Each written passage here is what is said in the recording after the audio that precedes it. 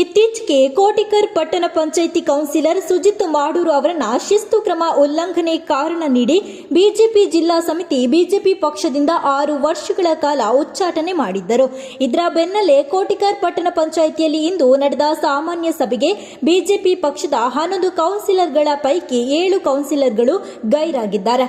1ನೇ ವಾರ್ಡಿನ ರಾಘವಗಟ್ಟಿ, 2ನೇ ವಾರ್ಡಿನ ಭವಾನಿ ದೇವದಾಸ್, 3ನೇ ವಾರ್ಡಿನ ಸುಜಿತ್ ಮಾಡೂರು, 4ನೇ ವಾರ್ಡಿನ ಕಿರಣ್, 9ನೇ ವಾರ್ಡಿನ ಅನಿತಾ, 14ನೇ ವಾರ್ಡಿನ ಜಗದೀಶ್, 15ನೇ ವಾರ್ಡಿನ ನವೀನ್ ಗೈರು ಹಾಜರಾಗಿದ್ದು, ಇದರಿಂದ ಸ್ವಪಕ್ಷದಲ್ಲೇ ಭಿನ್ನಾಭಿಪ್ರಾಯವಿದೆ ಎಂಬ ಪ್ರಶ್ನೆ ಮೂಡಿದೆ.